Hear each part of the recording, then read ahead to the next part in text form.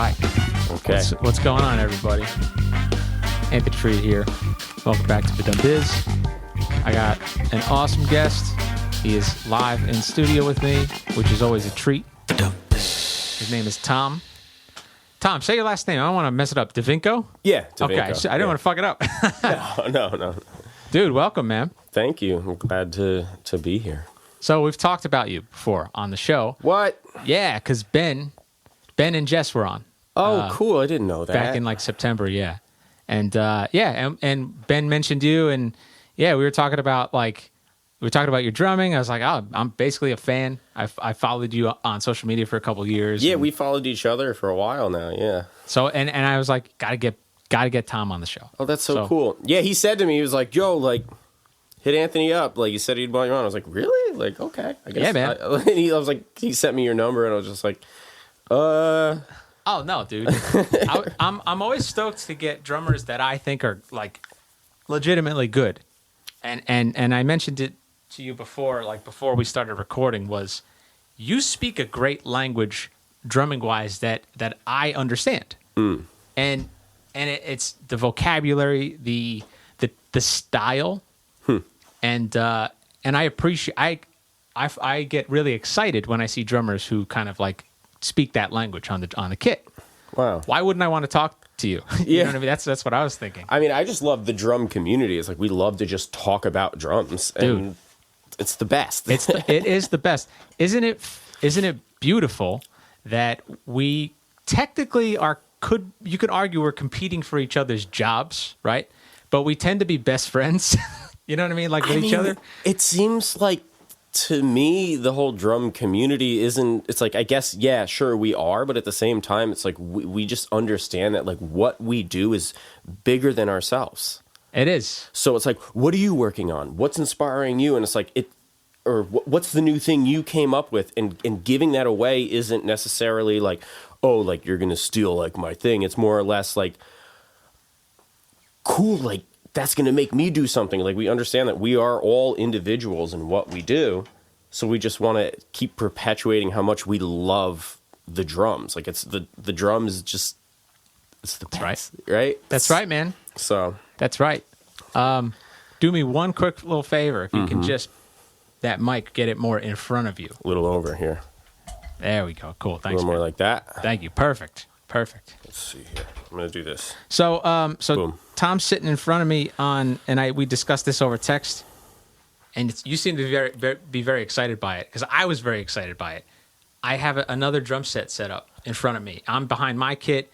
I set up a little kit for Tom. He brought his cymbals. This is going to be great. So we not only can talk about drums, but we can like actually demonstrate and play what we're talking about. Nerd the fuck out. This is like the nerd basement right now. Yes. So let's just start with this for a second. So what do you remember the moment you like lit up about the drums? Like it lit you up. Yeah. Well, I had a couple of them. Okay. The first one, like the literal first one. Yeah. I was, but I don't know, 4 or 5, maybe young. 6, Wow. super young. And I went up to, it was like super upstate New York, and it was my mom's brother, my uncle's place for Thanksgiving. And they were like crazy with like nature and animals. They had like hella animals all over the place. And it was like one of my first memories. And I was like under the dining room table playing with a bunny, like an actual like bunny, and like petting it and stuff. And my aunt was like, looked over and saw me and was like, hey, you're going to get a drumstick at dinner. And I was like, I lit up. I was like, drumsticks? Yeah. Whoa! And then at dinner, she gave me like a turkey leg, and I was devastated. Oh, okay. A drumstick, you know? Yes. It like, I don't know what it was, but it was just there. Yeah. I was like, what the hell? Like, Yeah. so it was like, it started with that. So weird. And then after that, it was, I guess, what's it called? Sing, Sing, Sing. Oh, dude. Hit me. And then Yeah. the other two ones to like really perpetuate me. And I think they kind of like on a sub level describe like my journey is 2 records I got from 2 other uncles, which was I got one uncle gave me A Love Supreme from John Coltrane, and the other uncle gave me Moving Pictures by Rush. And then I was just like, let's go. I mean, yeah, dude. I got obsessed. Yeah.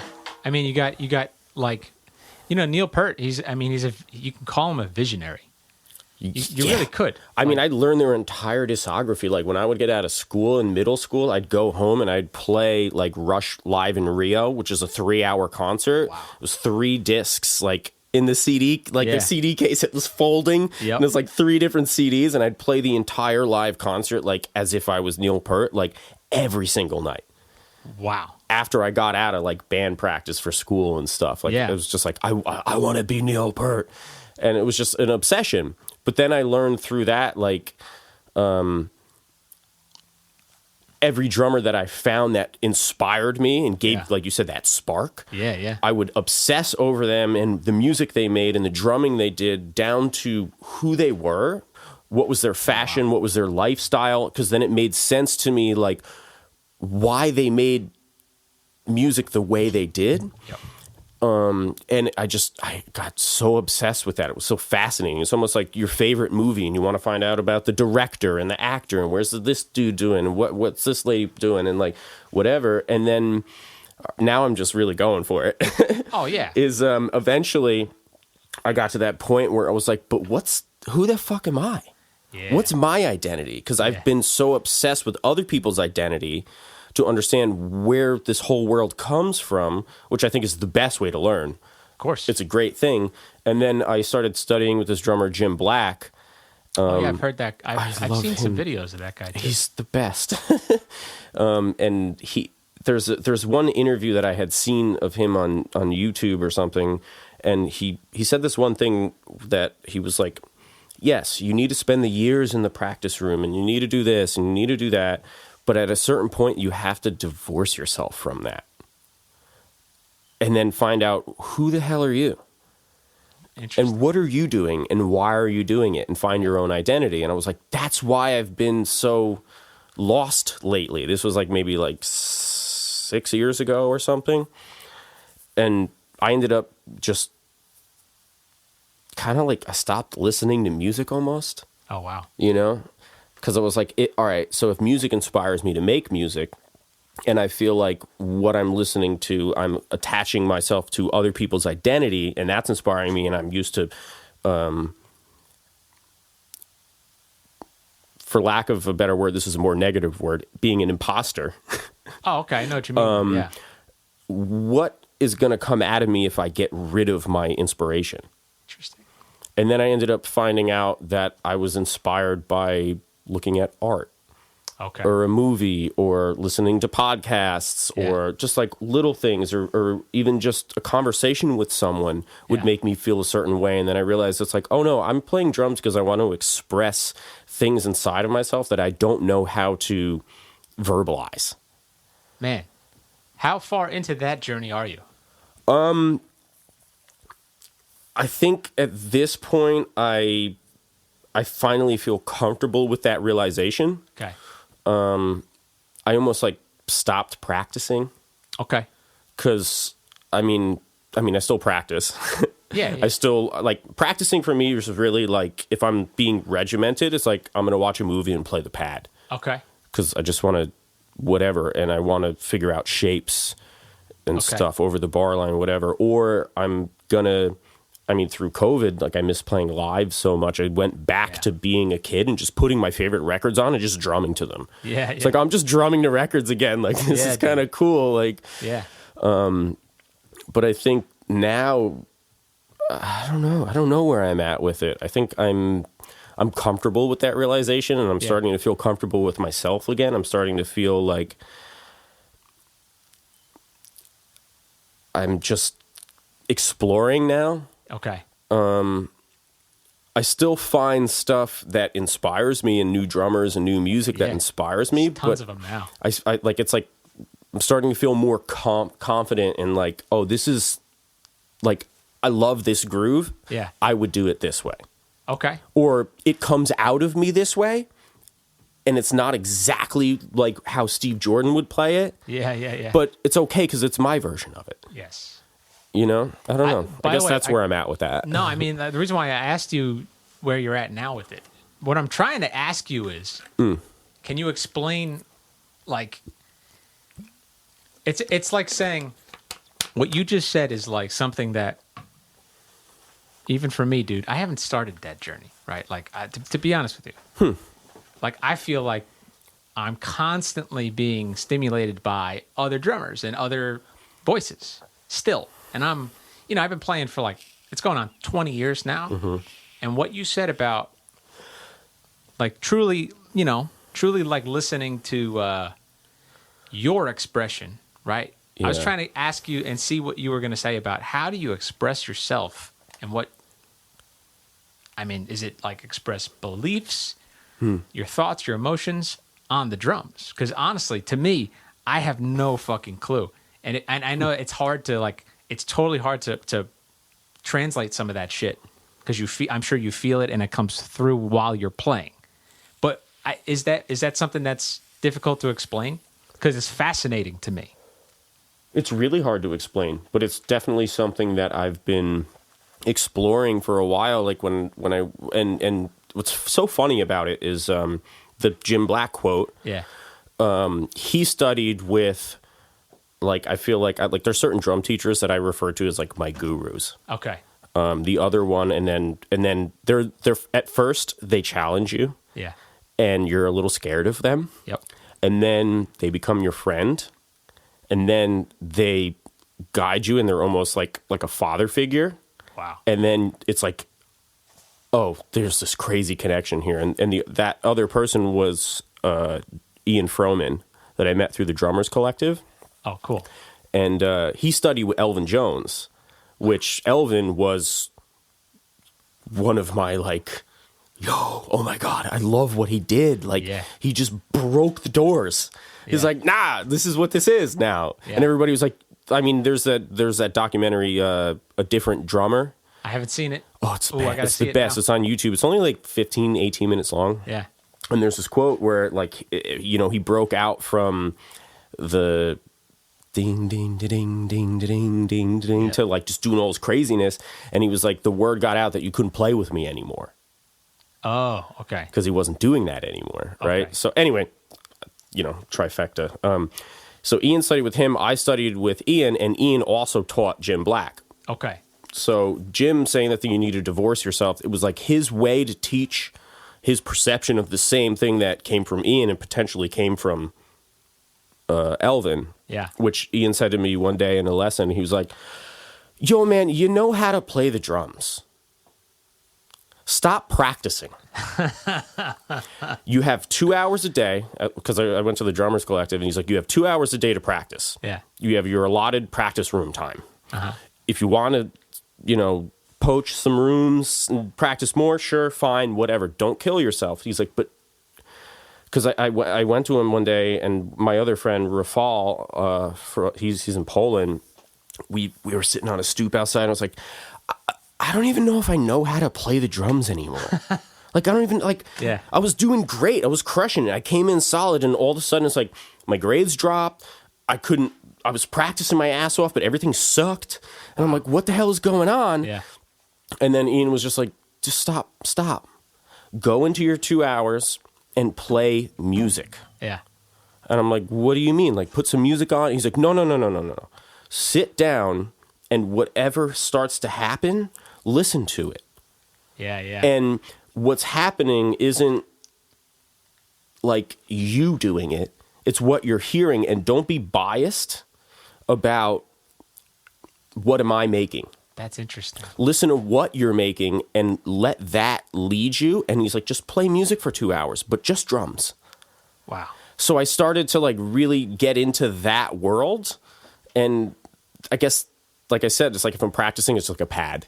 Now, if I'm going to sit down at the kit, I mean, through COVID, I've been playing my favorite records again. Like I was like playing with like Billy Joel. Oh yeah. Oh yeah. Just grooving for Why like not? 2 hours and Dude, then go like, eat dinner, take a shower, and go to bed. Moving out, dude. That's Yeah, a it's the funky best. groove, man.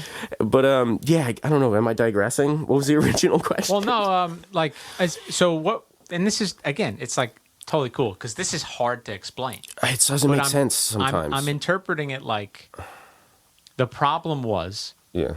if you were to look at all the drummers that you see in your Instagram feed, how many of them are executing rhythms and patterns, and then how many of them are actually like you? Now you said expressing yourself through music. Yeah. How about just making music? Exactly, right? Yeah. So it was like that's where I was going to go with it with based off of what you started off with was like at a certain point I was like I don't want to like be in this rat race of how fast I could play or how technical I could play or how complicated I could do this or I could play, 3 with my left foot and 6 with my right hand or 5 with my right hand, let's be more real. And then like play like this weird like pattern with my right foot and like I'm going to figure out how to do it like it's like a Lego set and like do this and da and like if I could do that and I could get that right, make it clean, I want the best sounding snare drum. I mean, I'm still really sensitive about how the drums sound and how I tune them, but like, I was just like, fuck that, dude. Like it's at this point, it's like there's so many of us. That is so and true. There's so much on the internet.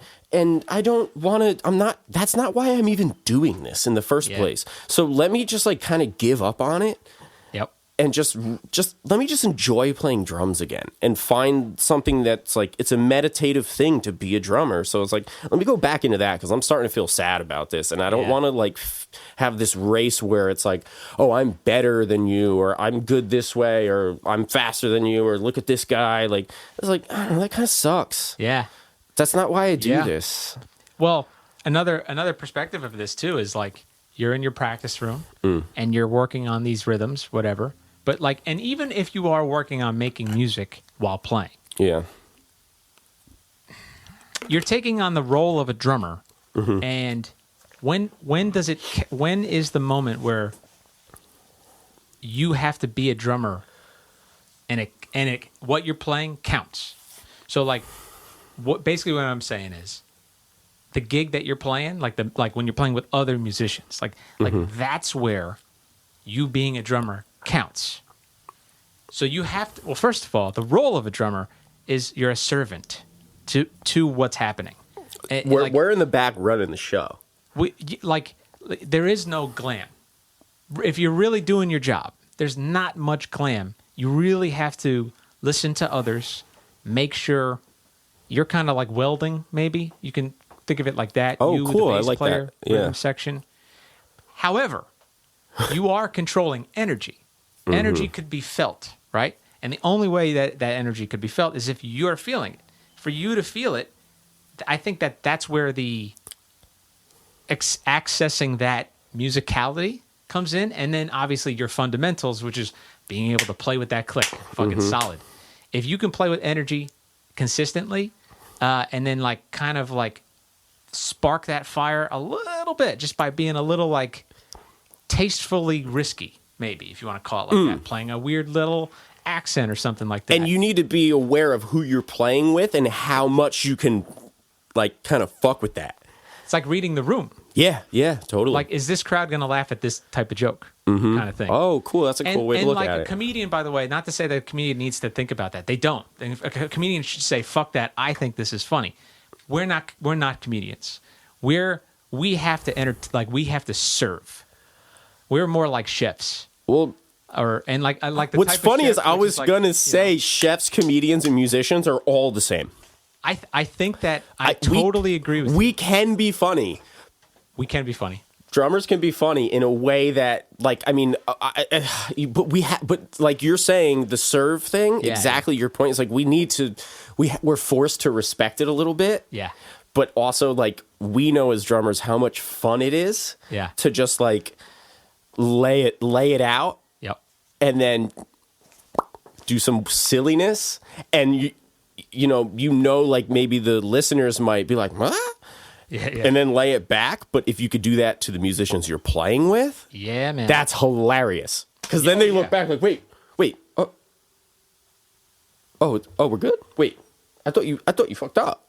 Yeah. And you're like, nah, I'm right here, man. Like, dude, like it's dangerous because you can't be too. But here's the thing. There's responsibility, like you said. One thing though, to think about is like Michael Jordan, like doing some crazy layup or a dunk, dude. Like he would like put it around his back or do this crazy like movement with the dunk.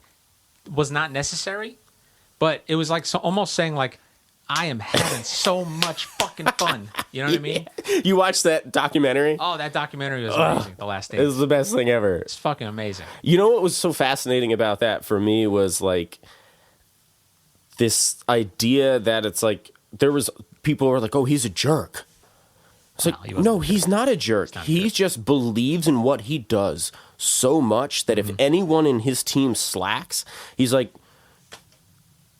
what are you doing? He's a great band leader. Let's go. Essentially, yeah, right? Yeah. I mean, that thing about him that was like people sometimes were like, oh, it's a negative. He's a jerk. It's like same exact thing with Miles Davis. Yeah. Because he's like, there's no room to fuck around here. Yeah. Right. Yeah. And it's like, okay, yeah, when I'm chilling and I'm talking and I'm at the show or anyone's at the show, it's like you gotta you're a human being, like love people, be kind, be da-da-da, but when you walk on the bandstand, it's like switch, I'm the fucking tits, I'm the best in this room right now and I'm gonna crush this shit, because you need to build up your ego a little bit so that you have that confidence to perform in a place like I think just in that quick moment you feel that way. Yep. But then once you use that for a second, you then actually feel confident enough to be really, really, really vulnerable. Okay. And that's a good word. You're super honest, and that's a scary, scary place to show who you really are to a room full of people. So it's like, at least for me, it's like, and I think that's part of the Michael Jordan thing or the Miles Davis thing. It's like you need to like have whatever your switch is. Like Miles Davis's book, he wrote this thing about how he would meditate sitting on a like a cliff overlooking like a huge like landscape. And he would meditate about how he owned it and it was his land and he controlled everything and he would like whatever. And he would do a lot of meditations on that. And he's like, if you listen to most of my solos, the beginning, I never really start on one. Oh, yeah. Because I'd close my eyes, go to that place and take a deep breath, and then I'd start playing. So I could do that ego switch where it's like, I feel like I'm confident enough to be vulnerable.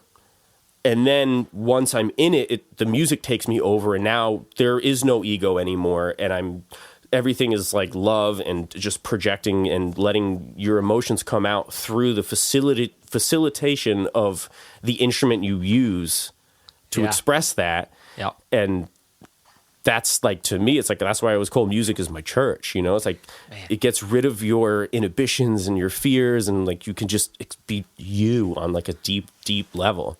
Do you think a jazz musician like that, at that level, do you think that, you know, because you mentioned meditation, and if you were to break down what meditation is, like, it's really, truly, truly letting go and being present. I guess you could say, I mean, there's so many other ways of explaining it, but in that solo, do you think a jazz musician is being so present from note to note that the music, right, like sort of the melody, let's say, the melody kind of, if they're really listening and they're really present, it kind of is a no-brainer what to play. It's just the fundamentals of being able to execute it. You know how you have an idea in your head and like, fuck, I can't play it though. I think right? You know what I mean? But they can, because they've just played so much. Yeah. You know, I don't know if that makes sense. I mean, no, it makes complete sense. I mean, there's so many different levels to that thought. Yeah. Like, for me, it's been a study of, like, okay. And I mean, all right, let me move back a little. Sure. Oh, I got to think about this for a second. Yeah, take your time, That's a big one. Take your time. It's like...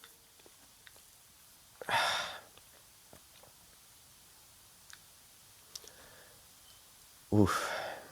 I think sometimes you might have an idea that you're trying to express, and you can use it as a tool, you know?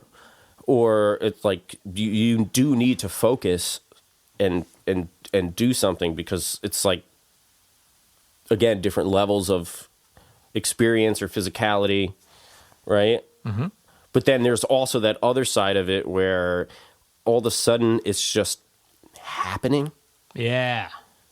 That's right. And it's like, I guess, like, quote unquote, the flow state. Yeah, yeah. And that's like kind of like what we all, that's the drug of being a musician, right? Yep. It's like you want to get to that flow state where you forget what's happening. Man. And you're not really controlling it anymore.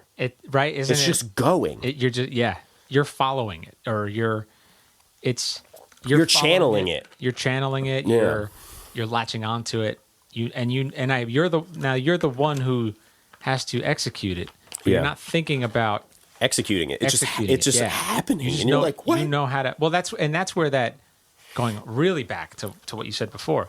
I think it was. You know what? I actually so glad you said it about being in the when that teacher said, you know, it's like you just start playing and listening musically. So it's like that, the difference between trying to construct a mathematical rhythm and execute it versus,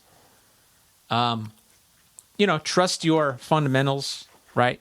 All that's there. Yeah. Let go of them, right? Mm-hmm. And just listen musically to, I guess, what comes next in the mind.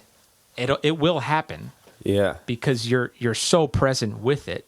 That could be what it is. I think it's hard. It's harder as a drummer too to think about, like, it would be so easy, so much easier to talk about, I guess, a Miles Davis solo versus like a drum solo. I feel the melody and the energy of a great sax or horn solo, even piano solo with an extra melody. And then for a drum solo, I got to be honest with you. Sometimes most of the time, I don't want to hear them. You know what? I'm not going to argue that at all. Yeah. Because a lot of times drum solos are kind of this, like, all right, I know that the head is AABA. Yeah. And I have that space of time to play. You know, the song is, or I'm going to use this example because it's going to be my connection to what I'm going to say. Is there's a song called 3-Card Molly by Elvin Jones. It's like he did the Jazz Machine. Have you heard of this?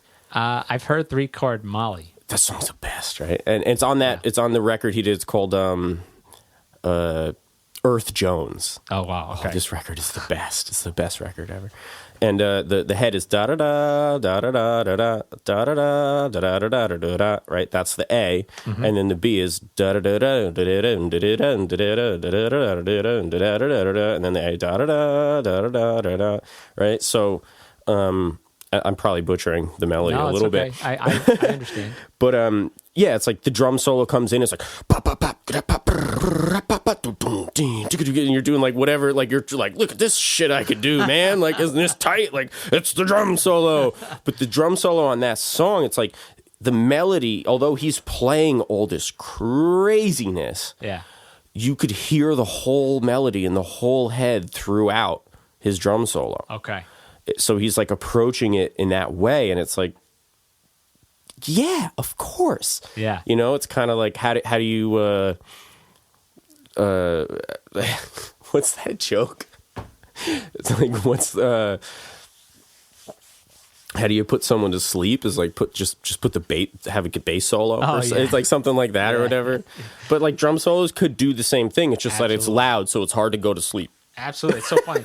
I feel that, and you know, it's fucked up, and no offense to anybody out there, but I feel the same way about drum solos, I feel the same way about cover bands like I do about drum solos. If I walk into a bar, when I was able to walk into a bar, and my goal is just to have a drink and hang out with friends, and there's a cover band on stage, I'm like dreading walking in that bar and staying there, because I just don't want to hear you play Living on a Prayer or whatever the fuck, you know what I mean? But there is something to be said, though, about a true master of communicating, like you said, melody and expression through a drum solo. You know, it's so funny. It's like when I'm doing a drum solo, or when I would be in that situation, where you have to, play 8 bars, whatever it is. I thought more about staying in time. And like thinking about that now, all that means is I just didn't spend enough time letting go with a metronome on. You could put a metronome on, of course, but like letting go, sort of, instead of putting patterns together, just play music, essentially. Just do it a lot, and a lot. Repetition. It's just You like can it get never. really good, man. You can get good at something that's terrible for you, and end your life, or become very unhealthy. Like that's how much how powerful repetition is. Ooh, wow, yeah. You can get good at something that's terrible. So there is something to be said about repetition. That's why, you ever see people that play just with terrible technique, like awful technique, and you see it, and you're like, but they're amazing. Elvin was known to have terrible technique. Wow, I didn't know that. Yeah, Okay. he just he didn't really have any good technique at all. But he just did it so much, and he made beauty. I mean, that's the craziest part about drums too. On some level, is your literal physical makeup changes the sound of the drum. Yep, that's right. It's we could both play this snare drum, play the same exact beat, and with the same feel, and go for it. But because of your body versus my body, or whatever, it creates something different. And then Absolutely. also just what you feel comfortable with. Elvin was a super, super, super tall dude. Yeah. But he played 7A sticks. Oh wow. He played tiny little sticks. Wow, I didn't know that. Or you look at someone like Chad Smith, he's a big dude, but he is kind of lanky and loose at the same time. Yeah. He puts his foot at the back of the hi-hat Yep. pedal. Yep. So that gives him his hi-hat stand, his hi-hat sound. It's I don't think he thinks about that. That's something what you just said right there, because I teach drums, and sometimes same. you have to break down these things for the students. It's Actually, fun to teach, right? it's so great. You wind up hearing things or thinking about a rhythm or a beat totally differently than ever before because of the time you have to spend breaking it down and talking about it and writing it out for the student. Yeah. And exactly that thing about the Chad, he does like this, right? He does like this. Yeah.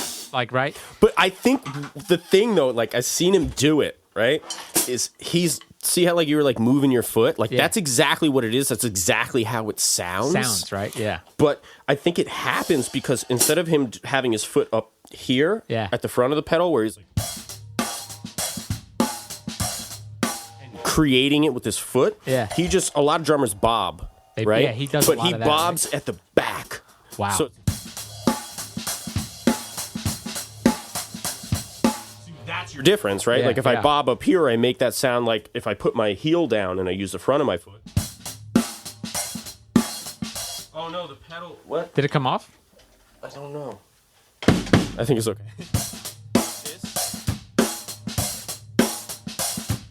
Versus.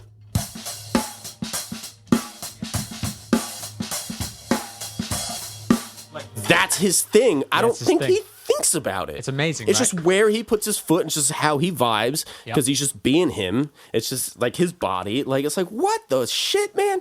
And then just being comfortable and finding what that is for yourself because it's so easy, right? You talked about teaching. I found when I have a 12-year-old student, they're all weird with their sticks and how they hold it and they're thinking about it, da-da-da. And I have a 6-year-old student, they have perfect technique. Yeah, if you show them right away. No, it's just I don't even show them. They just pick up the drumstick and they were like this. Really? And I'm like, what the hell? Wow. That's exactly what you should do with your hand, but it's because they're not thinking about it. You're not thinking.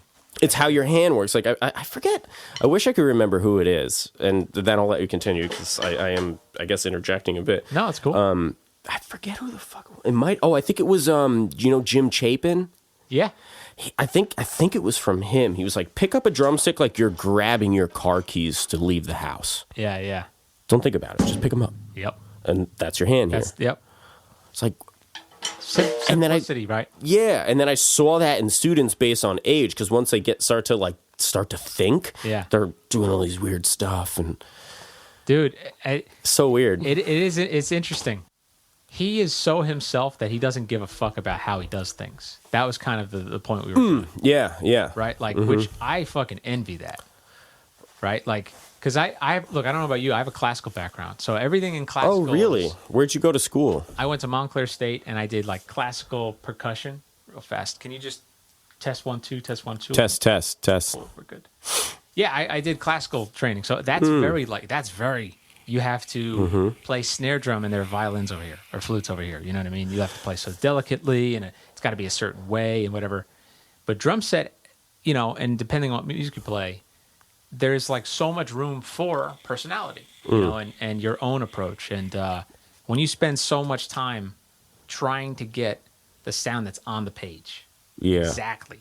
And even that could be interpreted a little bit with some personality. For sure. But fuck, you're just trying to do it right with classical music. Especially stuff that's like super complex. Like, oh, man. Did a lot of that. Yeah. And you do timpani, you do whatever. But with drum kit, though, that actually weirdly like made me uncomfortable about drum kit. Which was, I have to loosen up so much and be okay with how I would do things. But I felt more comfort in imitating. Like imitating to a degree where it was almost obsessive, you know? Yeah, I mean, exactly. Like I said before, it's like I loved that. Yeah. But then I got to the point where I was like, what? I want to know who I am now, you know? Like, what am I doing? Why am I doing this? I'm going to pay you a compliment. I'm going to demonstrate something that you played on Ben's episode. We played a ManDancing song.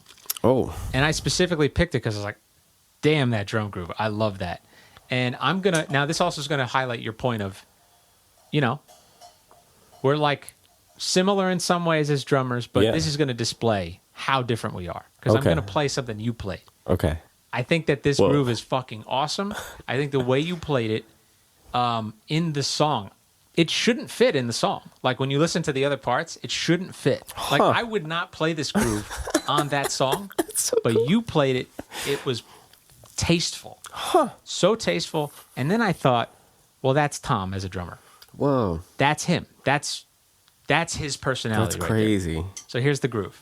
You'll probably know what it is. I think it was like.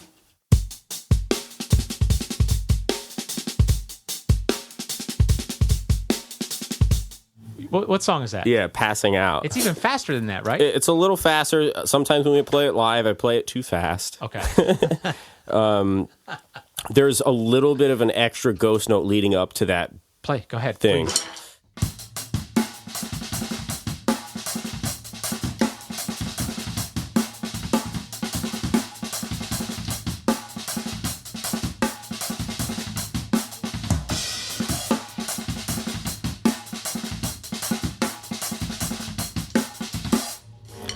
So it's almost like James Brown.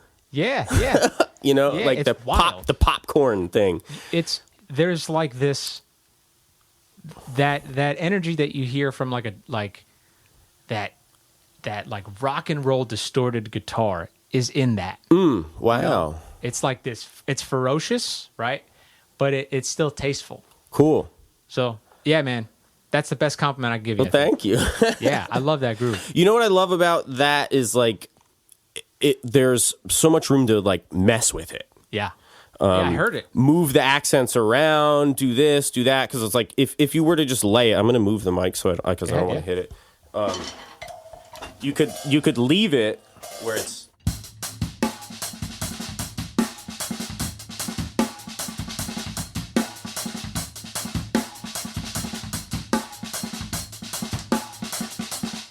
I lost the bass drum beater. What happened? It's just probably loose. It's where'd it go? It's underneath. You see it? Tom was playing, and I got a heavy foot. Man, the bass drum beater came loose. This shit happens, folks. Like this is the shit that drummers deal with, man. Yeah. This is like typical. So you could leave it right there, or then what's fun about it is you could kind of like mess with it. Yeah. You can mess with it, but like ultimately it's like it's still there. Yeah. So then you dance around what's still there. Yep. And do the little fills and like it's like I got obsessed with like trying to do a drum fill. Yep.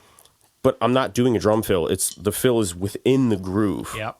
You know? And then you try to be tasteful with where you put those things to set up parts of the song. Yep. So if I were to play just that groove and then start to mess with it,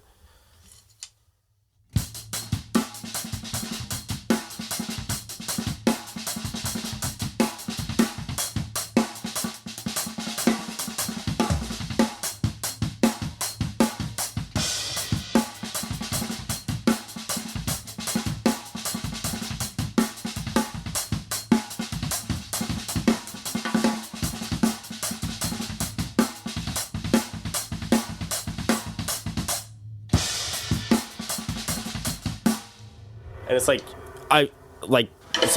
how do you create like the way like chord changes happen and it creates like an emotion or a tension, and then it's like, oh damn, we're back to the one, like you know, if you were in C, it's like, oh, we're back to the C. It's like, can you do that rhythmically?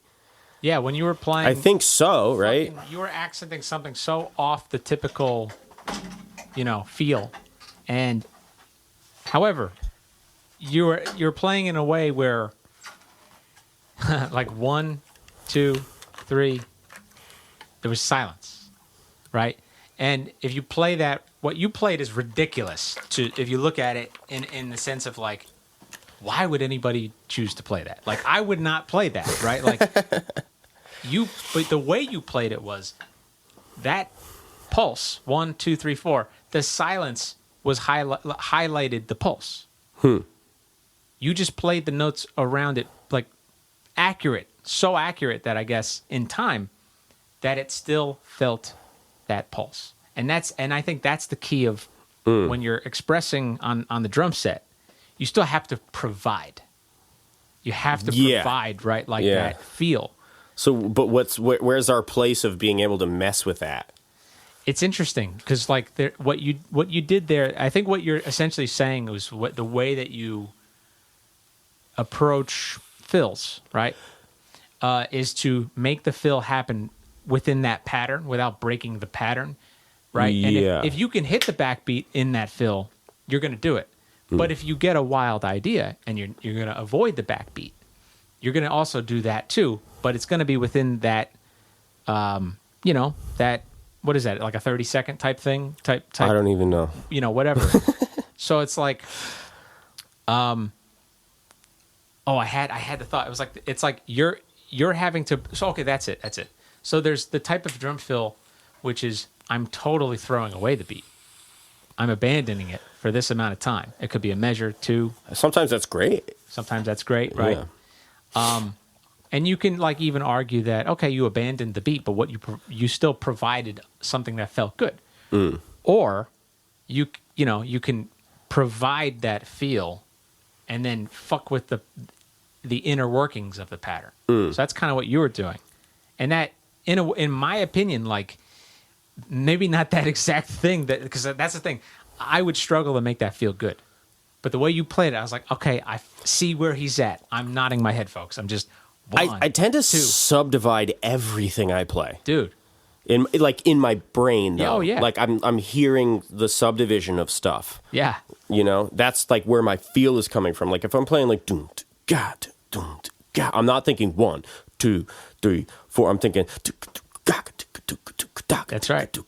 Right? Yeah, it's like coming from that place. And then I think that like place in your brain, like that gives you different places you could go when you do like a little fill or something. That's then you could even put like, it's like, all right, this is in 4 and there's not much of a triplet feel, but I'm feeling this thing in 4 in a triplet way. Let me just play like a fill where I'm only playing like the second beat of the triplet. There you go. Ooh. Or something like that, you know? See, that's another one. I wouldn't do that. By the way, anything that I'm saying, I'm not trashing Tom. I'm essentially saying, I can't make that work. Like, I would have to really get in the practice room with a click to get that to be, like, so in time for me to be comfortable, vulnerable with that vulnerability. Because essentially, you're, in a sense, you're sort of risking... souring what you're supposed to be providing by playing on accents that are completely that middle triplet, man. That could be misinterpreted if you're totally not accurate, right? And that's what I'm saying is like I would rather play it safe, but the way you did, and that's part of your personality on the drums too, because it works. Yeah, it's fucking cool, huh? You know what I mean? I mean, even like if like feeling, it's just all internalizing something. Yeah. To the point, like we were saying earlier, like it's just so deep inside of my whole like existence in that flow state where it's like, it just, you're I don't know what that is. So you if it was like a conversation, you didn't hold back what you wanted to say because of who was in the room. Like you said exactly what you wanted to say, and you might you know that flow state. You've been practicing accessing that flow state and playing within that flow state, and ignoring like the rules, I guess, and the structure and the whatever. So I guess am I kind of, I guess, in the ballpark? Yeah, I mean, I guess, yeah, in like a more analytical place, like 100%. I look at it at a place where it's like, I'm just feeling this. Yeah, I want to play this. Bit. Yeah. I feel this and I'm going to play it. Like even like say like we took that groove, it's like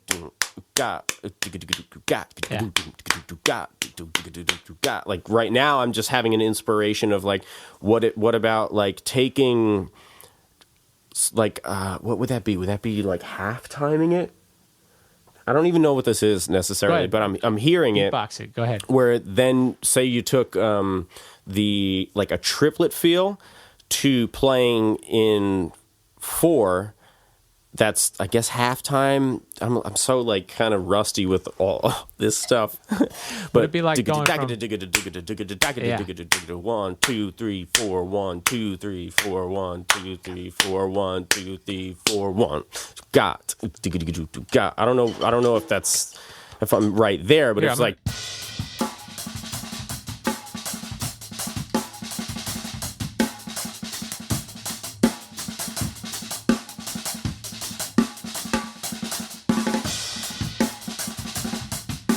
But it's like if you just heard. Right, we're in. But it's like you could put it in a way that like it's like I don't know. Am I playing it backward? I guess I'm flipping it. Yeah. But when I flip stuff, I feel it again. Like I'm subdividing. So it's like there I was hearing like.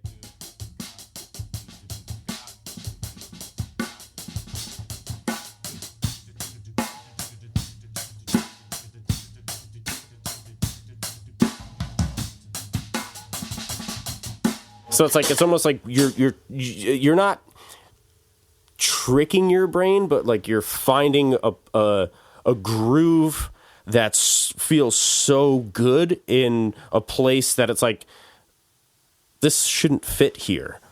Yeah. So it's like you need to. I guess you do trick your brain a little bit to be like, oh, I'm gonna just do that switch where it's like this just feels like the shit right now. So it's like so deep in something. Because you believe in it and you're just feeling it. It's interesting because what are the qualifications for that to work? It has to be in time, and it has to feel good. Yeah, like if it's in time and it feels good, then nobody can argue what you just did. And of course, and the best is that was like an authentic expression. Like I wanted to play that. I was up here. Yeah, you know, and I went for it. Mm-hmm. So I'm like thinking about this actively right now. Like, fuck, I don't do that enough. Like, I don't take those little calculate. I play it really safe when I'm, especially obviously in like a live music situation. Unless I'm playing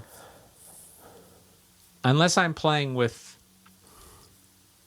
it. There's not like it's not like a singer songwriter thing. It's like with another instrumentalist, and we're slightly improvising, and you know, it's like understood that we're gonna try to stimulate the music by taking little risks. Then I'll try shit out. But even then, I'm pretty safe, to be honest with you. But that's just like your characteristic, right? It's like the same way that like our body affects how we sound on a drum set, like our perception on life, how we talk to people, how we act in life, how we approach like learning, like all of these little things of our personality is like that's what we are as a drummer. So it's like there's nothing to question there. Like we all own that individually, right? It's like I know that I'm a loose cannon, and like I'm all over the fucking place all the fucking time. I'm way too emotional all the fucking time. I think about stuff too easily, and I overdo it all the time. And I just want to just like, yeah, let's go. Let me see what I can do. Like, you know, it's like that's just like my characteristic. If your characteristic is something that you like to be super articulate in a way that's organized and prepared, and it's this way. It's like. I would say it's like, don't think about like you're playing it safe. It's like, no, you're just doing what you like to do, right? Man, but I don't know. I will say that there's like a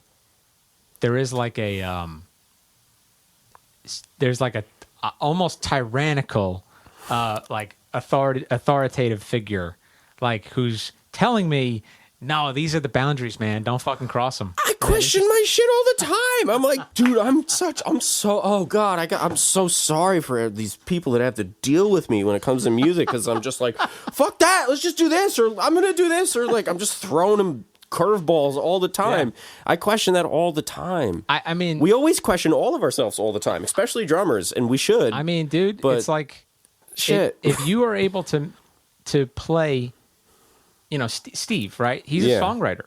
Yeah. It's like it's rock music, indie rock, whatever you want to call it. But he's a good songwriter. They're songs. Yeah. You know, probably started on an acoustic guitar in his voice, right? Yeah. If you can find a way to have that loose cannon, but it feels good with the music, you're doing nothing wrong. You're actually doing exactly what you're supposed to be doing as a drummer. Like you're providing what needs to be there, but also being a personality to make ManDancing like this is why, like, I think you're part of the reason why somebody a person should listen to a band. Like Ben is another reason why people should listen to ManDancing. He has his character. Yeah. Adrian, he has his character. Yeah, I feel like so blessed that I like met them. Dude, how awesome is it? Ben is fucking awesome. He's one of the he's not a jazz guy, but he can improvise. He's the most fascinating boy I've ever met. He's the most fascinating man. Dude, that guy is so easy to jam with. Yeah. And it's a pleasure to jam with him. He's a facilitator. Dude, he like really he's listening to you. He's a drummer. He's a drummer. That's right. Yeah. That's right. Yeah, you're probably right. Yeah. Because he listens, he responds, and then he communicates with you when you're just improvising shit. Yeah. I can't tell you like I was in Float the Witch with him, man. I had a great time. What? Yeah, we were in that band. I was in that. I didn't know you were in Float the Witch. Yeah, man. What? That was fun times. That's crazy. That was good times. Wow. Yeah. I mean, that's like It's like 10 years ago almost. A long time ago. Long time ago. Yeah. Wow. Yeah. Huh. I don't know. I mean, I guess I knew that. Yeah, man. I mean, that, like, it was great to be, and that's the other thing, like, what's cool about you guys is, you know, you guys have the ability to go into that basement, hit record. Like, you can get together, you can have those. We tend to just use our phones now. Oh, you do? We just use the phone voice recording when we, like, write and stuff. So, like, but we're really lazy. We're the most lazy band in the whole entire world. You guys, though, I imagine, though, it's not that difficult to come up with song ideas. Oh, it depends. Depends, yeah. It depends. There was a long period where we were just like, if we were jamming and not playing a song, it would be like, let's play this silly country vibe, and Steve would just be like, what are you guys doing? Can't we just like jam like on our vibe? What are you guys doing? It's like, okay, sorry. How about some black metal? And like, you know, like we're just so lazy about it. But it was a learning experience. Yeah. Like any band, right? Like it's a learning experience of like how everybody works and how do we write and how do we express. And not until like the past like year or so, like we've been able to like, we're like jamming on stuff and it's starting to sound more like us. Yeah. Not just like impostering like a vibe, like we were saying before. That's another part of this, right? It's like you don't want to imposter as a drummer. You want to sound like you. And when you're in a band, you kind of want to get the band to a point where the band sounds like itself. Yeah. Right? I mean, sometimes it's fun though, you know. Sometimes it's like you take advantage of playing with other musicians to be like, yo, I'm gonna play a Charlie Watts groove right now, and let's see what you guys do with it. And I'm not being myself. I'm just dropping the hi hat on every snare. That's right. And I'm just doing I listen to the Rolling Stones today. You know. Okay. Yeah. Like so, it's like it's easy to do that too. Like I said, like we're lazy. We meet once a week. Yep. And we maybe play an hour and a half, 2 hours tops. Yeah.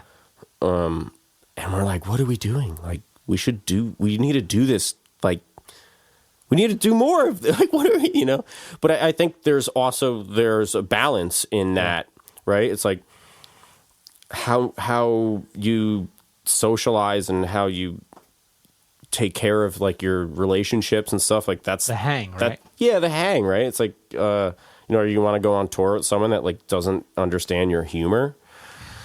That's a thing, man. No, not really. That is such a thing. And I hear that so much. Doesn't matter how good the player is, man. Really, truly. If there's somebody like Ben who can sit and provide and communicate and listen, and he's a blast to hang with, that's the guy you want. Yeah. Or gal. Yeah, like truly, totally. that's who you want. You know, you don't need to have like a virtuoso. You actually don't want that. Now, on some level, no. Yeah. Right? Because then it becomes about, like, that's what's important to that person. I don't give a fuck about your, shredding skills at all. And when I'm in a band with somebody, I actually don't care about that. I actually want to, like... Because it's, like, that's kind of boring. So boring, right? On some level, it's like, why are we here?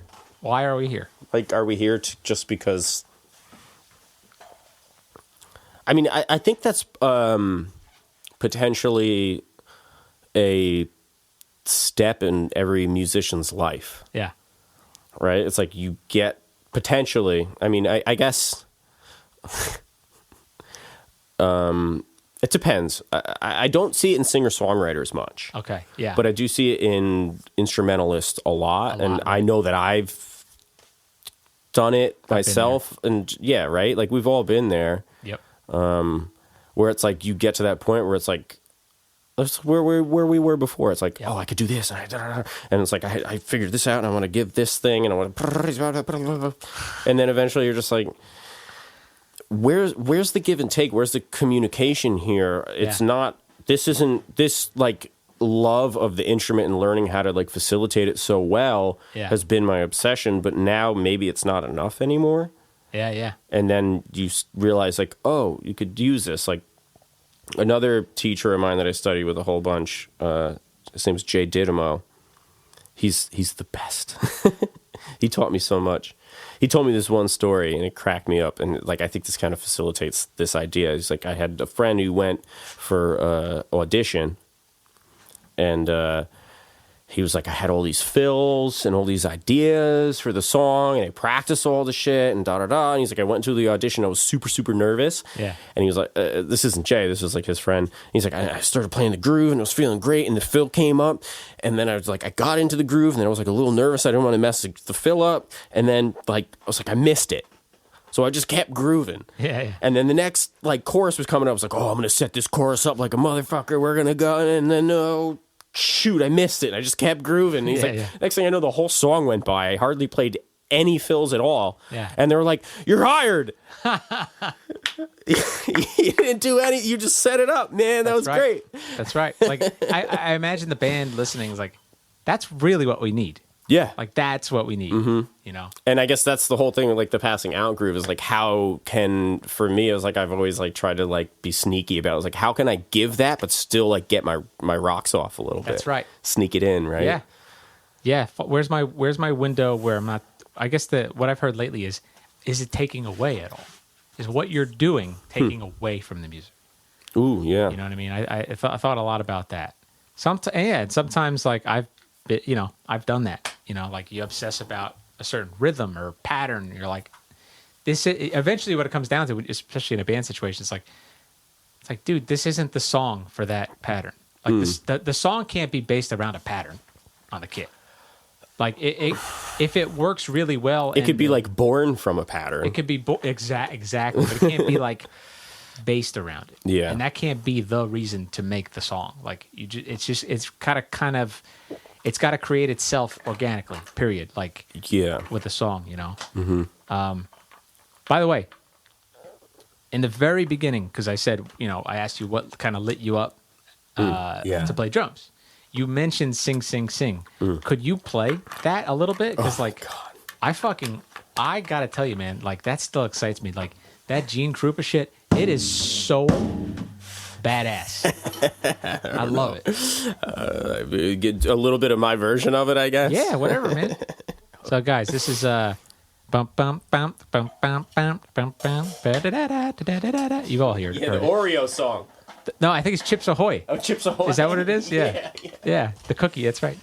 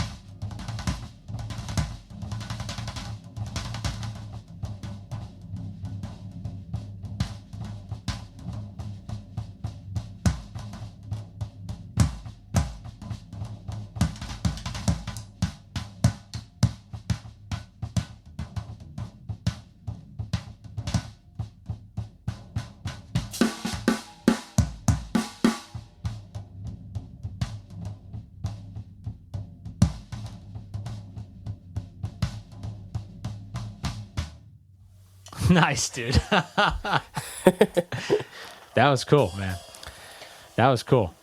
I really got obsessed with this one little video that I was shown from Jay Didymo. What's this guy's name? Oh shoot! Oh no! What's his name? Oh damn it! Is he a swing guy? Fred. He was the guy that when Neil Peart was I play match grip. Oh, Freddie Gruber. Freddie Gruber. Gruber? Gruber. Yeah, Freddie Gruber. Jay was close with him and stuff, and he went into the city with him, and they were just goofing around in the city or whatever. Yeah. And they were at an ice cream truck stand, almost like a halal cart, but for ice cream. Okay. And he's playing. Freddie Gruber's playing with ice cream scoops. And it's just I don't know, it's 30 seconds long. Yeah. And it's just this feel that's so different. And it's Gene Krupa, Buddy Rich, even Steve Gadd, they tap dancers. Are they really? Oh, yeah. I did not know that. So it's that's where that rhythm comes from a little bit. Oh, fuck, yeah, you're and right. It's I got obsessed with it. And there's this thing. He's got some dudes there, and they start rapping over it and stuff. And it's it's so great. But it's just this thing where it's just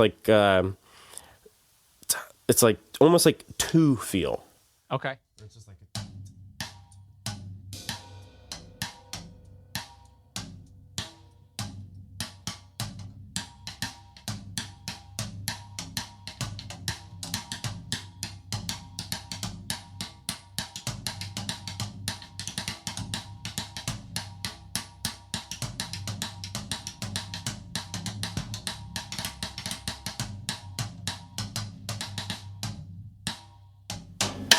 It's that type of thing. Man. And it's oh, that's so cool.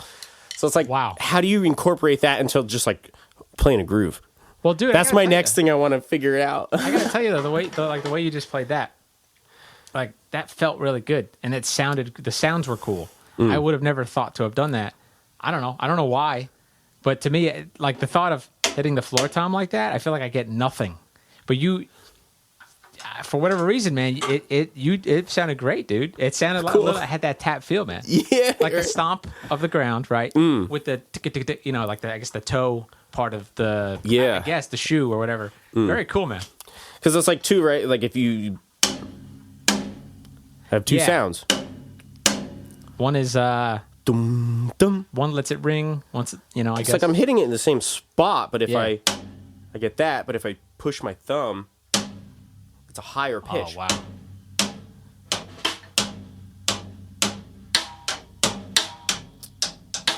Even just like where I put the stick, right? Like I'm in the same spot on the rim. If I go, or same pressure, same hand, just different part of the stick, I get different sounds. Holy shit.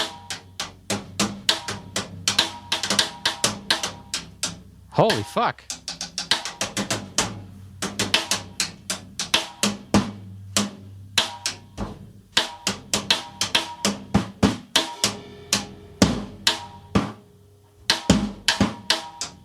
Like that type of stuff. Holy shit, you know? Dude. It's I've never seen that. So cool, right? Like I've never seen that. Or it's like Jim Black did this thing at the end of this one song where he goes, I'm like, whoa, that's so cool. It's like, sometimes it doesn't work if your stick is too new. So what is it? But it's just like a... Oh, that's it? Yeah, it's just just pulling your stick off the rim. Oh, wow. But if your stick is too new, it doesn't really work. We have like a chunky one, like he gives it like just like kind of sound, like Jesus. Or whatever. And like even there, like doing that, it makes the head ring. Wow. So then you could mute it. Oh, I see. Or maybe I should be more gentle about it. Oh, I see. Yes.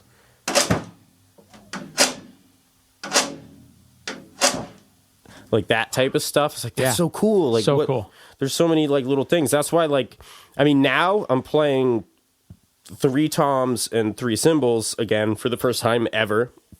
Not ever, but in a long time. But for a while, like, I played just a kick, snare, floor tom, 2 cymbals, and a hi-hat. Yeah. Because it was like, what can I do with that? Yeah. You know, it's like, I want to find a way to be able to play, right? But with just like one tom. That's right.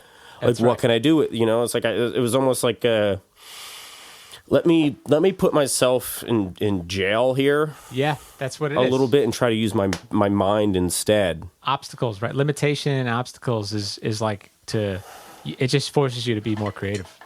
Yeah, yeah. And I think I came to that conclusion with that moment where it was like, okay, how do I find who I am as a musician? Yep. But also through the inspiration of the musicians that did crazy stuff, like someone like Jim Black, where I was just like, what are you doing? Yeah. I would have never thought of that. Like, holy shit. Like that thing, like the kind of thing. It's like, what? Or he does like a thing like, he does that a lot where he... Oh, I've never seen that kind of thing. Or he even has, or at that period of time in his creative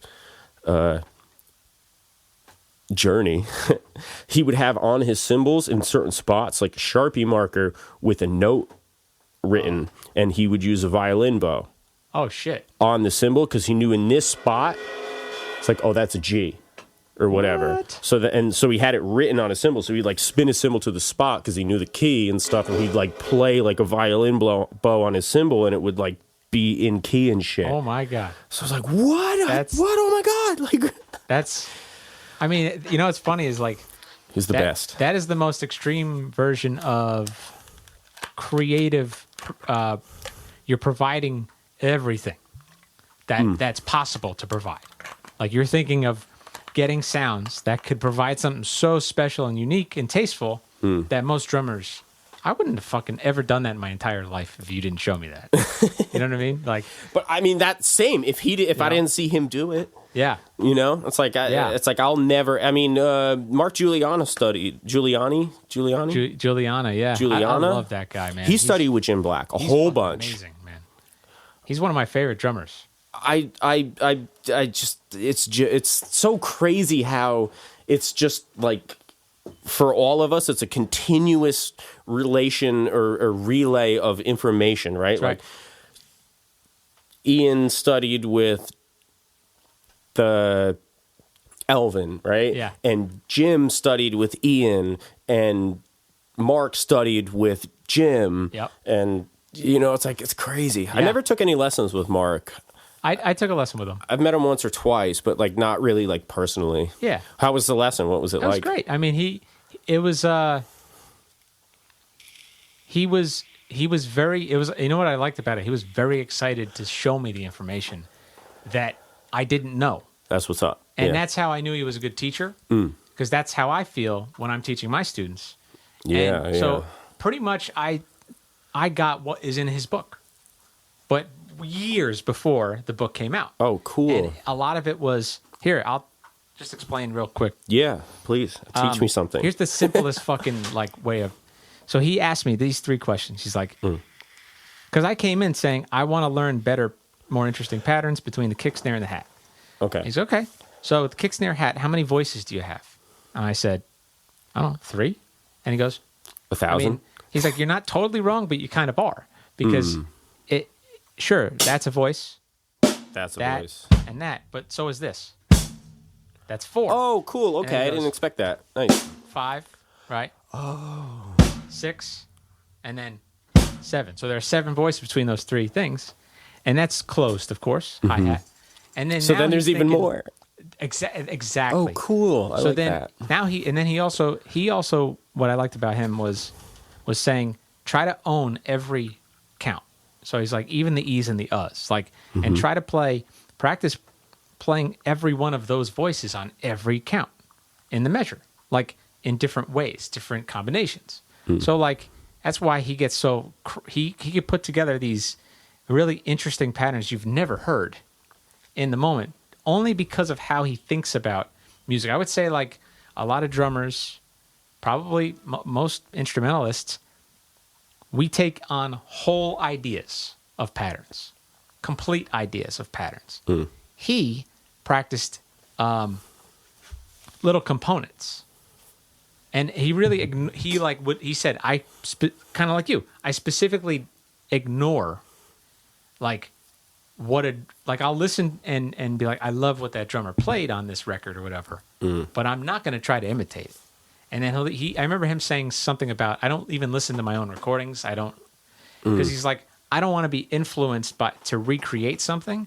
I'd rather just create something new to me in that moment. And I'm thinking that's genius, right? So he would basically, when have you ever played, if you're providing a groove, but you go to do something, express something, when do you play, kick and snare on the E and the you know what I mean? Or on the E,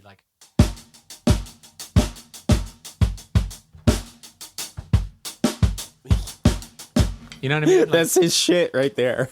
But he does it that's so him, yeah. So fast, so much faster, so much energy behind it. Yeah. His dynamic control was another thing he also was talking about. He's good at that, yeah. Playing very soft and then loud when you have to play loud. I feel like if you took Jojo Mayer and Jack DeJohnette, you get Mark Giuliano.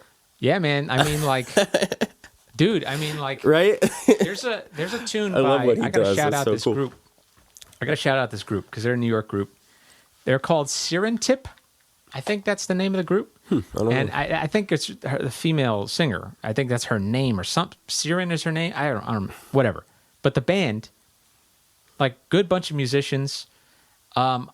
She put out a song, and Mark played drums on the song, and it has this drum and bass fucking feel to it, but it's like drum and bass the way it should be provided to fit her song, but Mark's mind, and it was an improvised thing, and it's fucking honestly it's something that could be transcribed, and you can look at it and go, all right, let's get to work, because it's funky, but it's so difficult what he did.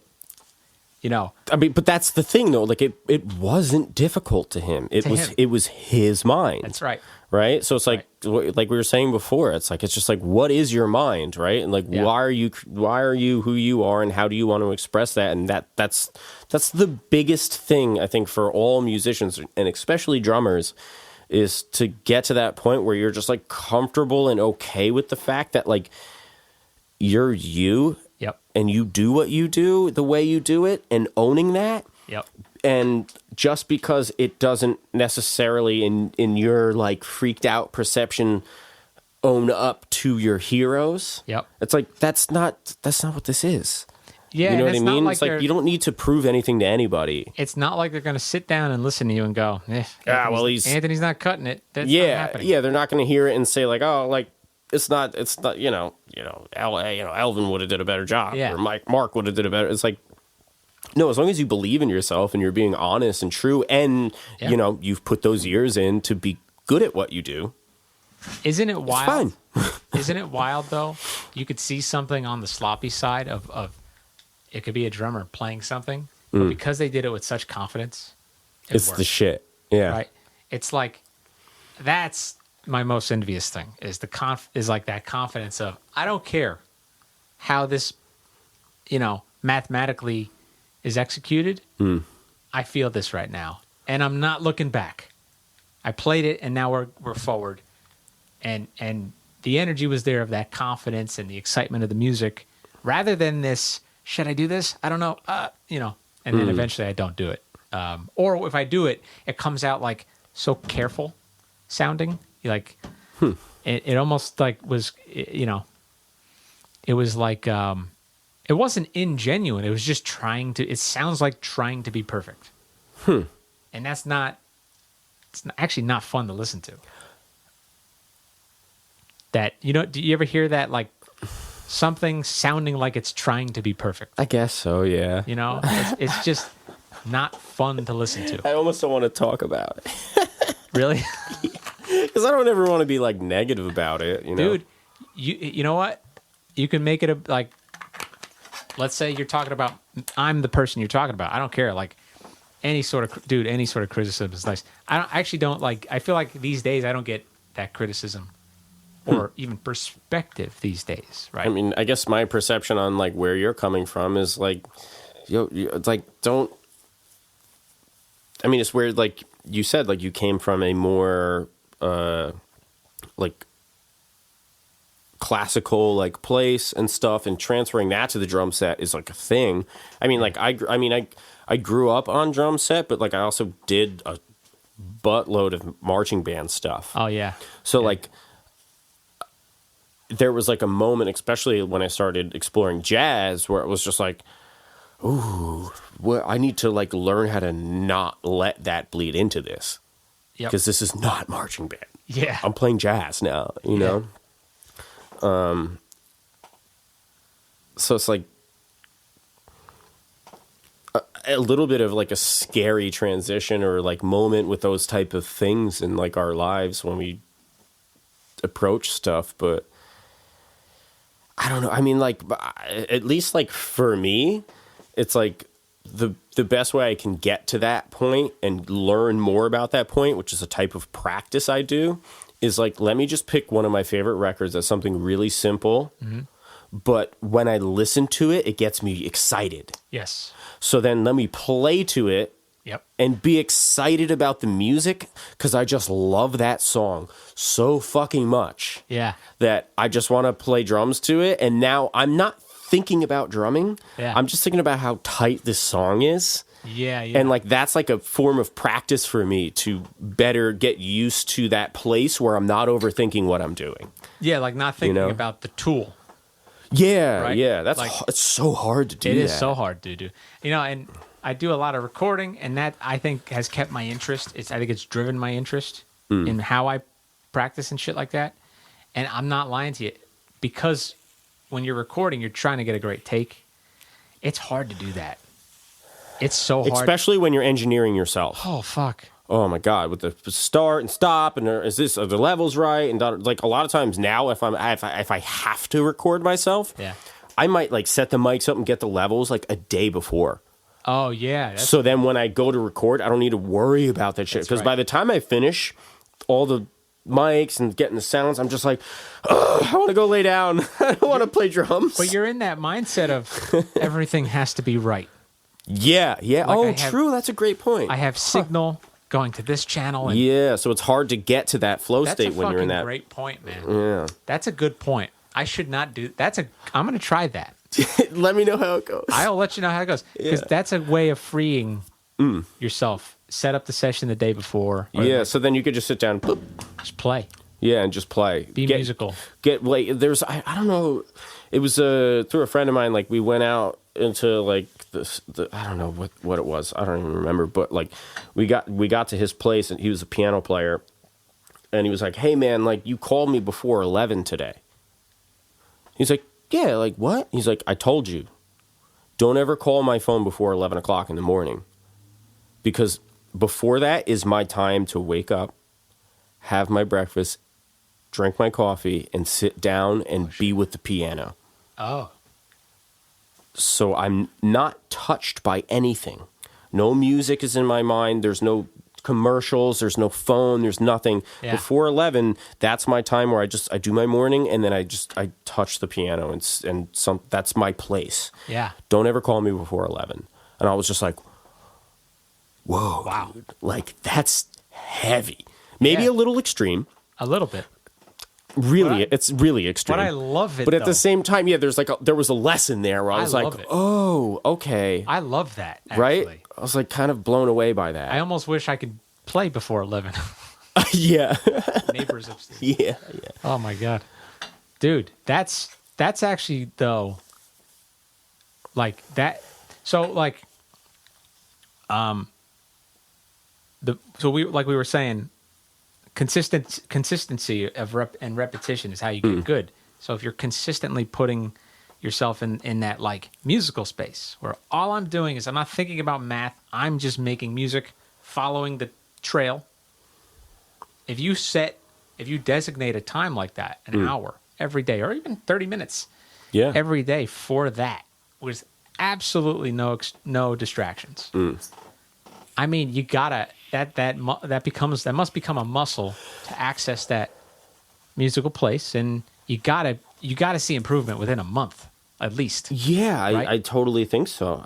My problem is that like if I'm not in the right mood or vibe to like let that out at this point in my life, I'm just like I don't want to do it.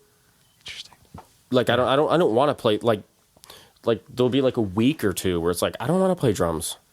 I don't want to. It's not honest. It's not true. And what am I going to do it because I need to keep up with this stuff? Interesting. Yeah, I guess so. I'm supposed to play pad. I'm supposed to practice, keep my hands up, do all this. But at the same time, it's like, well, if it's not like there's this like Bukowski poem where there's something along the lines of like, if it doesn't come screaming out of you, don't do it. Interesting. If you need to check with your parents and your girlfriend or your wife, if it's good enough, don't do it. Oh, interesting. You know, it's like I kind of subscribe to that a little bit, but like for myself, it's like if it's not something that I'm gonna I can't help but do it. Yeah. Because that's been my whole life with drums. It's like it's something that I can't help. I have to do it. If I don't feel that passionate about it, I don't do it. Do you have anything that have you ever like, or do you know about anything that you know how to ignite that motivation or passion? Yeah, sometimes it's just like a silly song that like I didn't know and it gets me excited, or I don't know. I don't know if I know how to totally ignite it. I kind of just like let it do, kind of just like, it's like you do your thing, and when you want to come around. I mean, ultimately though, it's like I needed to spend 20 years practicing. Yeah. And learning and studying and doing all this stuff. And like, I don't know, like I'm still practicing, I'm still learning, but I feel like I'm just, at this point, I'm trying to just explore a little more outside of the idea of what music education is. Yep. Because like, I don't know what that is, but I don't know. Isn't it interesting though, that's just it's a language that you have to be fluent in to be in musical situations. Oh, that's a cool way to put it. Yeah. But it's one of the only languages where you actually have to learn how to speak it yourself. You have to learn how to speak it so you always sound like you. And everybody can listen to how you're speaking it and know it's you. It's like one of the only languages. It's crazy. But you have to get fluency first. Yeah, exactly. Yeah. And that takes that 10, sometimes, maybe some people are virtuosos 5 years. Yeah, whatever. 10 years at least, I would say. Yeah, because it's like even if you become a virtuoso, then after that, within 5 years, because you're just like genius boy or whatever, genius lady, whatever it is, it's like eventually you're going to hit that point where you're like, what's like the spiritual like purpose of doing this? Yeah, man. And then now that's like a whole new journey. Dude. And you find, like I said before, Jim Black was like, divorce yourself. It's like you decide. It's like, how far do I want to learn and study and facilitate what I can do? Yeah. And, you can go as far as you want with that forever. Yeah. But you could personally decide, it's like, all right, I'm going to do what I can to maintain my hands and my ability, if we're talking drums, practice pad, that type of stuff.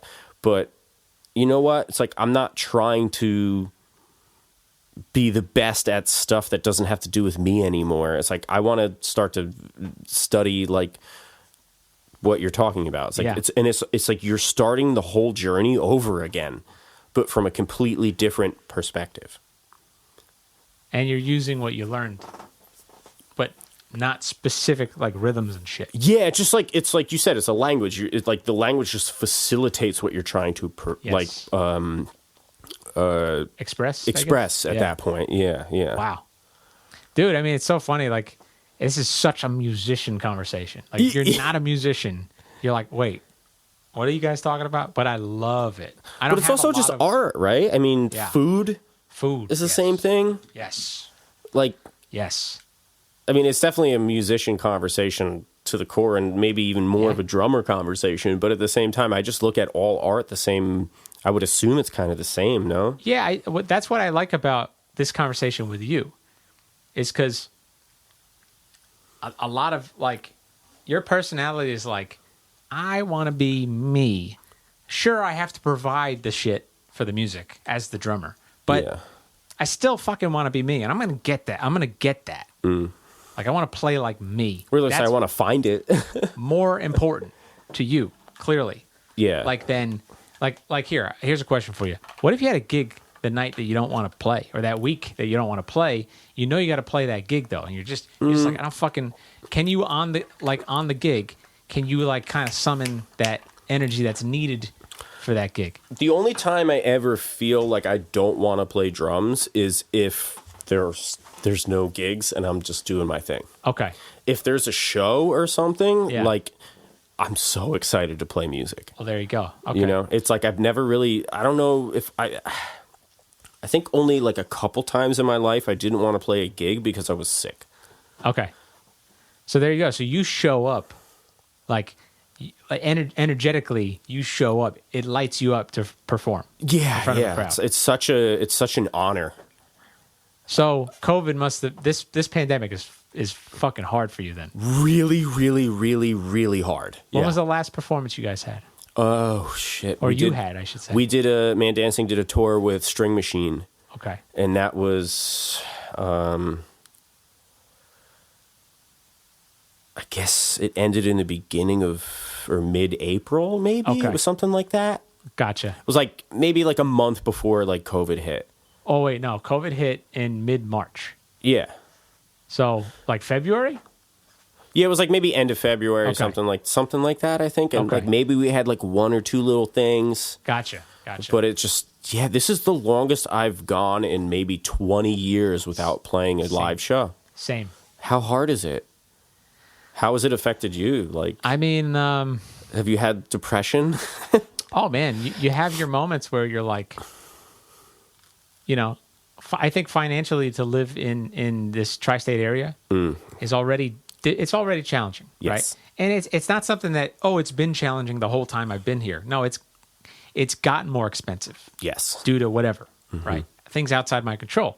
And then you think like, okay, I have a music education degree. I could go teach in a public school, but fuck that. I will be miserable. I know I'll be miserable. Yeah. And those kids won't get a proper education.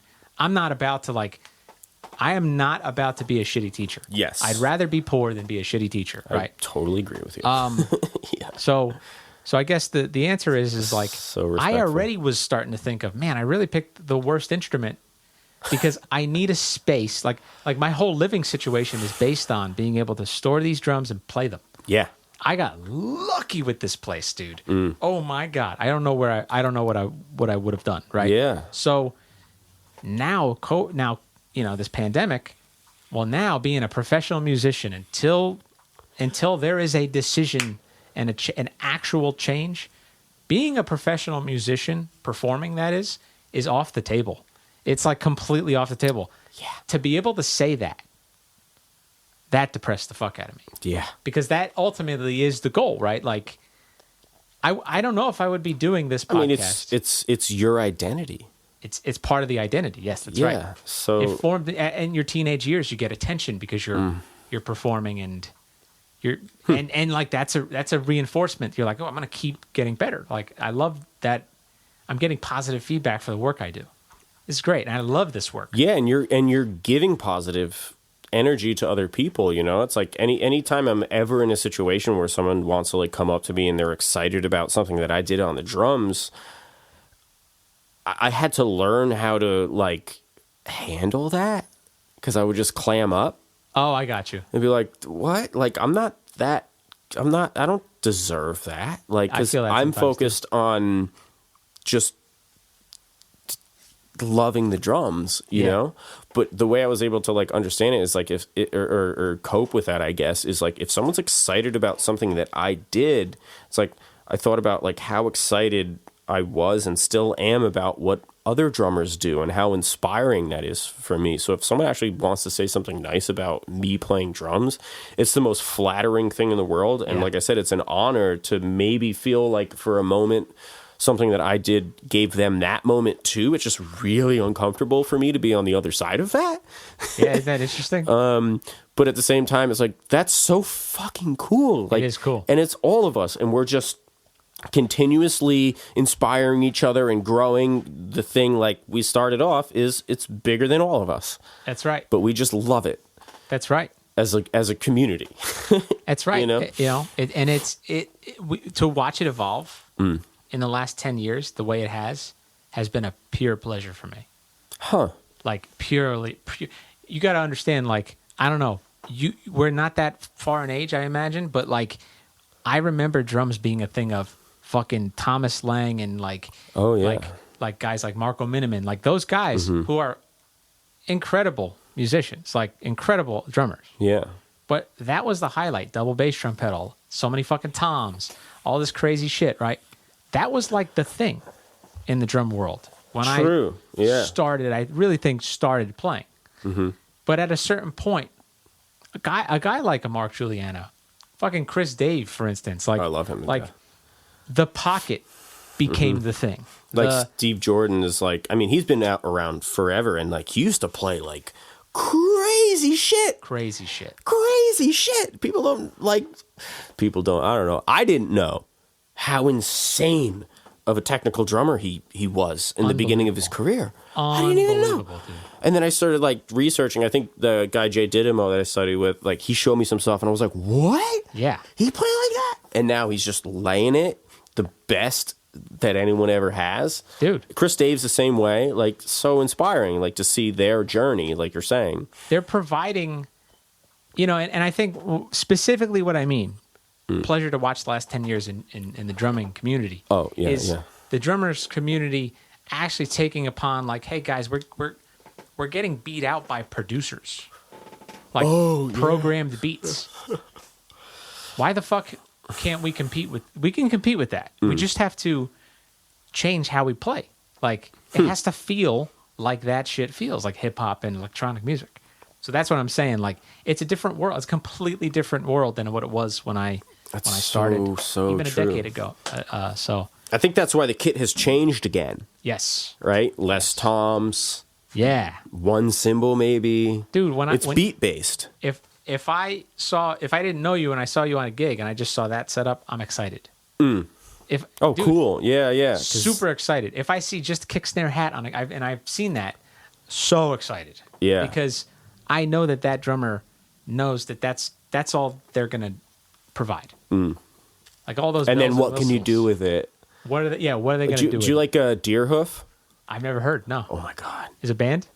Yeah, their drummer Greg. I still don't know how to say his last name, but Greg Sauner Okay. or something like that. I Okay. don't know how to say his last name right, but this band Deerhoof, like sometimes his kit is a kick, a snare, and a cymbal, Wow. and that's it. Shit. Or just a hi-hat, kick, and a snare. Yep. Or he would do things where it's like he'd have like a 26-inch bass drum, but his drum chair is like a fucking milk crate. Like just make himself feel uncomfortable, but always super, super, super minimalistic drum set. But the stuff that he does is just out of control. The sounds he gets, the grooves he makes, the thing, like he's what's funny is, like you said, you come from a classical background. I'm pretty sure like he went to school for classical composition. Oh, wow. And then he didn't necessarily, I mean, I might be wrong about this, but my minimal research on him is like, I don't think he like really studied drums. He's just like, was always a drummer, but he studied classical composition. And then he just like, you know, went crazy, and like his kit and the way he plays, it's like what are you doing? Like, how are you doing this with just a kick, snare, and a cymbal? It's like he's playing like a musician, not a drummer, sort of, right? Like, I suppose, but at the same time, like he's also kind of a drummer's drummer. he's a drummer's drummer. Oh, I know what you mean. It's like he's really blended that on some level. Yeah. Like I saw him at what's that like venue in the city where it's like the multiple New Blue? floors. It's like a bigger place, and there's like 3 different venues, and the one they might have closed. Ooh, I don't know. It's not Rockwood. No, not Rockwood. It's like what's it called? I don't know. Anyway, and it was just like he had like a big old bass drum, a snare drum, and 1 cymbal. He didn't even have hi-hats. I mean, that's ballsy, bro. I'm like, what are you doing? Like, that's insane. But it was like, for a whole show, that's all you have? I know. But it was amazing. It was that's so good awesome, and so consistent and so unbelievable, like how he orchestrated and manipulated what he had to like do this shit. And it was just like, there was nothing missing at all. You know? I can keep talking to you for like another 2 hours. I got to pee really bad. You do?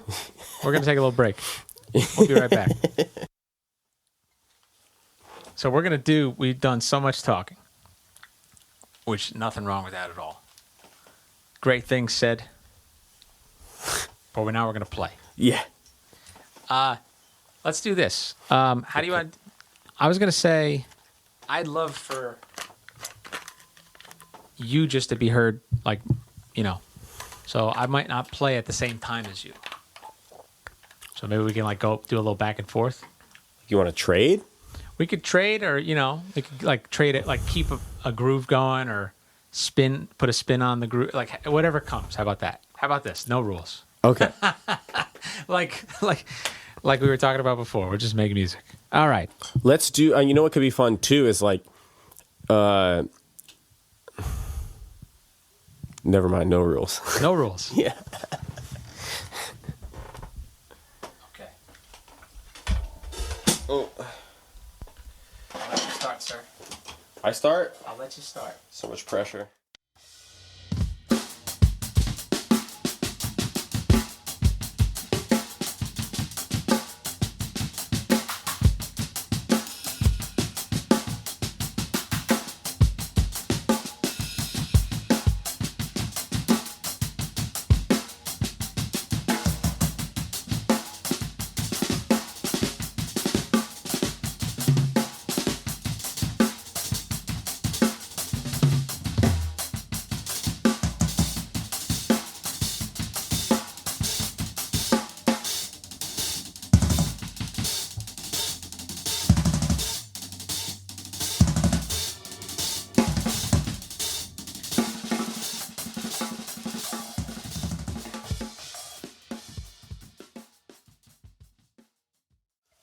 Nice, dude.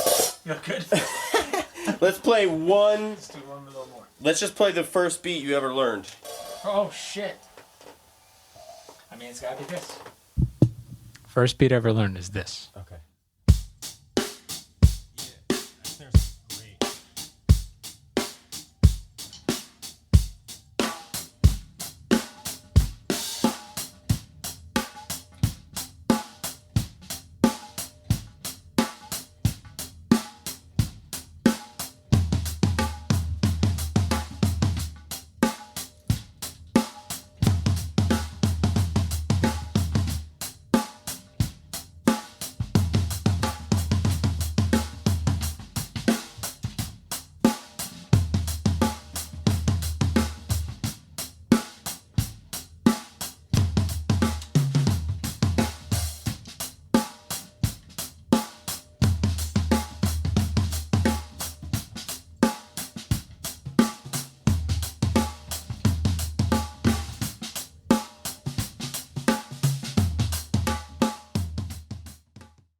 First beat you ever learned? The first beat that I ever learned. The first beat that I ever learned, it was like kind of crazy. I couldn't believe like that I learned how to do it. Can't wait to see. And it was.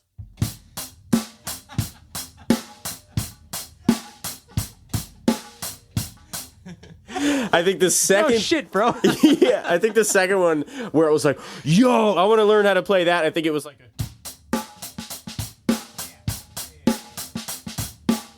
Right? That's like always the second one. What's the first song First song that you learned to play? Whoa. But like you said, I'm gonna learn this song and play with the song. And like my first memory of that where it's like, yeah, I'm gonna learn how to play this song like for real. I think there was two at the same time with the one of my like first drum teachers, James Stanek. I think that's how his last name is pronounced. It was Smooth Criminal, but Oh, the wow. Alien Ant Farm oh, dude, version. that version's awesome, dude. Yeah, it's so good. So good. And the other one was just the two of us, but the Will Smith version. Those are two great Those two songs, yeah. Two great covers so much. Yeah. It's so funny that Wow. they were both covers. Yeah, I mean, like, that's the thing. I don't think I got, like fucking soulful shit until, like, later on. Because I was just, like, Nirvana right away. Oh, wow. Okay. Smells Like Teen Spirit. Like, That's, like, not, like, that's so underrated. The drums on that song are so underrated. I feel like, it feels like to hit the both crashes on every one like that. It goes, Is it both crashes? Yeah. Whoa. Yeah, and it's like, it goes against, again, those things that you just, you don't need to do that. Can I hear your version of it? My version of it? Yeah, yeah. My version of it is trying to play like Dave Grohl. So. Yeah, but whatever that is for you, yeah.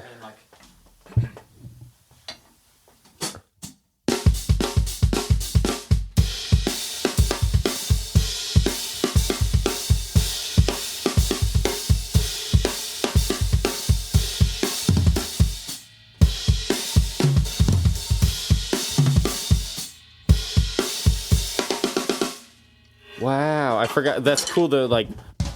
What was it? It was a. I think, yeah. Dude, it's taken me 20 years to even figure that out. I think he's doing. He's basically had a floor tom here. Like Yeah, it's like a 14 by his 13 drums- rack tom. Yeah, like everything that Yeah.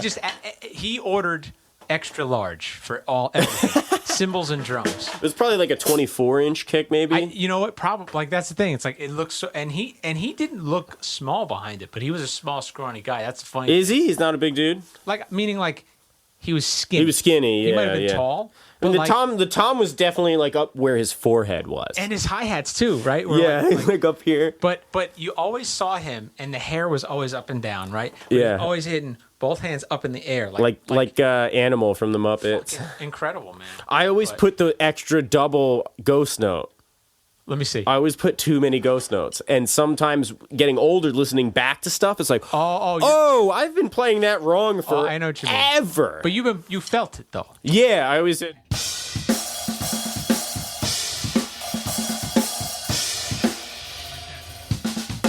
I don't know. I've just always done that one, but I know that's not what it is. That's the thing. If the energy's there behind it, it actually doesn't matter. Like just like we were saying True. before. The energy's there, man. It's good. You're making music. Yeah. Well, dude. This has been great. Thank you. Thank you. Of course, man. I hope you had fun. I had a blast. I want to do it again. This is fucking awesome. Have another drum in front of me. Yeah, it's been great conversation. So, listeners, please go check out Thom DeVinko on Instagram and go follow ManDancing. They just put out a new album in, I guess, November. You can go to their Bandcamp and go purchase the fucking album. Okay? Be an adult. No, I'm kidding. But go at least stream them on Spotify. Give them some support. Follow Tom. Maybe Tom will put out more of drum videos. We hope, right? Right, dude? I really should, do it, man. But I'm a lazy bum. You should totally do it. You're right. I would love to see it. But thanks for being on, dude. Thank you. Maybe you could help me with the drum videos. Absolutely, anytime. And you will be on again. We'll have a part 2 for sure. This has been fantastic. Thank you. Absolutely. All right, listeners, thanks for listening. And the dumb biz to you.